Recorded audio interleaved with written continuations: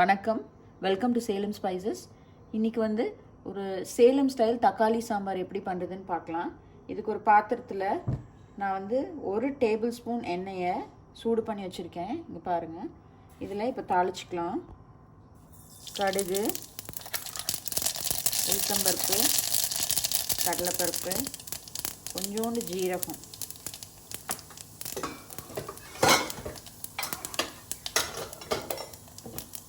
போட்டு தாளிச்சிக்கலாம்.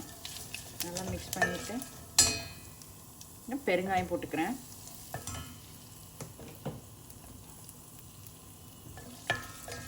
அதுக்கப்புறம் பூண்டு, கட் பண்ணி வச்ச பூண்டு,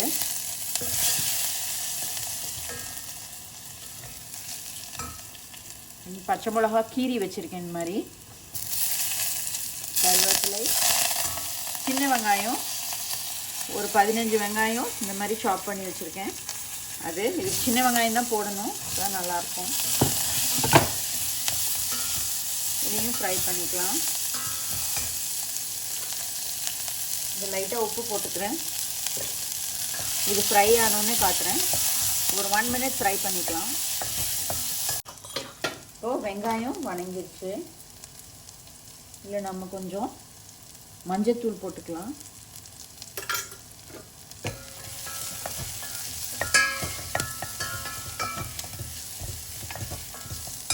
அதுக்கப்புறம் 3 தக்காளி வந்து நான் இந்த மாதிரி ஃபைனாக கட் பண்ணி வச்சுருக்கேன். நல்லா தின் ஸ்லைசஸாக கட் பண்ணிக்கலாம். கட் பண்ணால் தான் நான் ஃபாஸ்ட்டாக வந்து வதங்குவோம். அது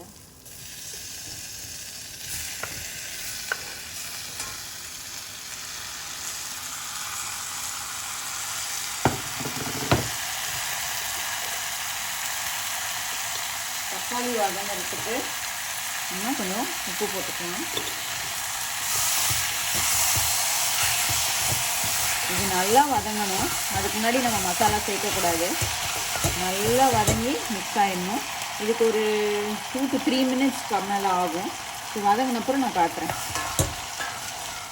ஓகே, இப்போ நல்லா மிக்ஸ் பண்ணியாச்சு தக்காளியை. இது வதங்கட்டும். நான் இதை அப்படியே மூடி வச்சிடுறேன். மீடியம் ஹையில் இருக்குது ஃப்ளேமு. இப்போது தக்காளி வதங்கிறதுக்குள்ளே நம்ம அதுக்கு தேவையான தேங்காய் மசாலா அரைச்சிக்கலாம். இதுக்கு வந்து துருவின தேங்காய் கிட்டத்தட்ட ஒரு 3/4 கப் நான் எடுத்திருக்கேன். துருவின தேங்காய் போட்டுக்கோங்க. அதுக்கப்புறம் பட்டை, 2 துண்டு பட்டை,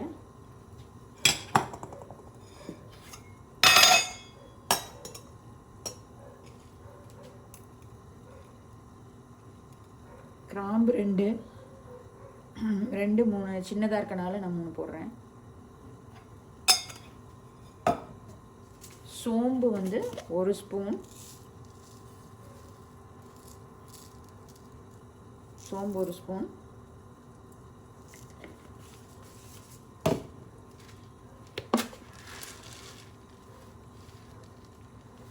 பொட்டுக்கடலை ஒரு டேபிள் ஸ்பூன் அளவுக்கு, கம்மியாக போட்டால் போதும் பொட்டுக்கடலை.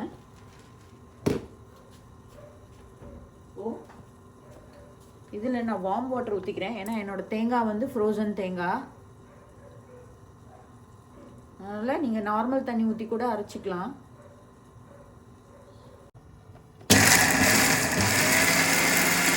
இப்போ தக்காளி வதங்கிடுச்சான்னு பார்க்கலாம். நல்லா வதங்கிடுச்சு தக்காளி. நல்லா இந்த மாதிரி வதங்கணும். எனக்கு வந்து இதுக்கு 3 நிமிஷம், 3 to 4 நிமிஷம் ஆயிருக்கு. நீங்கள் செக் பண்ணிக்கோங்க. இந்த மாதிரி நல்லா வதங்கி இருக்கணும். தக்காளி ஃபுல்லாக மேஷ் பண்ணி விட்டுக்கோங்க.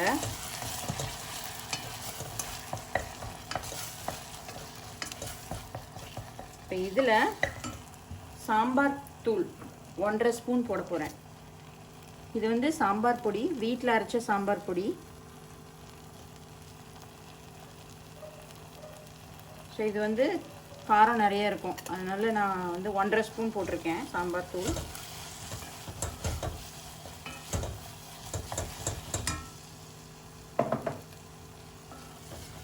ஸோ இதுக்கு மசாலா இது மட்டும்தான். 1.5 ஸ்பூன் சாம்பார் தூள். ஸோ சாம்பார் தூள் வந்து கொஞ்ச நேரம் ஒரு நிமிஷம் நல்லா வதக்கி விட்டுக்கலாம். இது வதங்கின அப்புறம் இதில் தண்ணி ஊற்றிக்கிறேன், தேவையான அளவு தண்ணி.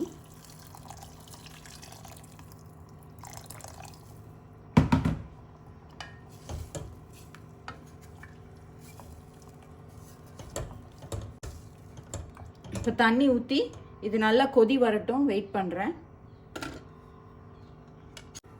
இப்போது தண்ணி கொதிக்க ஆரம்பிச்சிருச்சு. இப்போ நம்ம அரைச்சி வச்சிருந்த தேங்காய் பேஸ்ட் இருக்குல்ல, அதை வந்து நம்ம போட்டுக்கலாம்.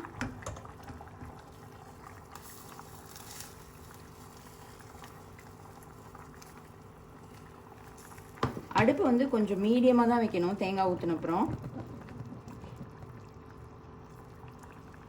இதில் தண்ணி ஊற்றி அலசி நான் ஊற்றிக்கிறேன்.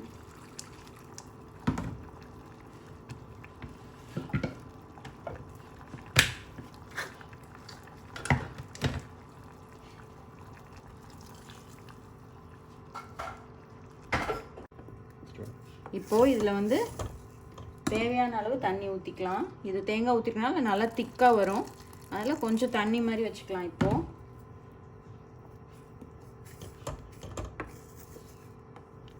நல்லா இவ்வளோ தண்ணியாட்டம் வச்சுருக்கேன் பாருங்கள். இந்த மாதிரி வச்சா கரெக்டாக வந்துடும். இப்போ இது கொதிக்க விடணும். நான் வந்து அடுப்பை வந்து ரொம்ப ஹையில் வச்சு கொதிக்க விடக்கூடாது. தேங்காய் ஊற்றின அப்புறம் கொஞ்சம் கம்மியாகவே வச்சு மீடியமாகவே வச்சு குழம்பு வந்து நல்லா கொதி வரட்டும். கொதி வந்தோடனே கொத்தமல்லி தழை போட்டு இறக்கிடலாம். இப்போ 2 மினிட்ஸ் ஆயிடுச்சு. நல்லா கொதி வந்துருச்சு தேங்காய் ஊற்றுனது. இப்போ கூட உப்பு கரெக்டாக இருக்கான்னு நீங்கள் செக் பண்ணிக்கோங்க. எனக்கு கரெக்டாக இருக்குது, நான் அப்படியே விட்டுற போகிறேன். இதில் வந்து கொத்தமல்லி இலை போட்டு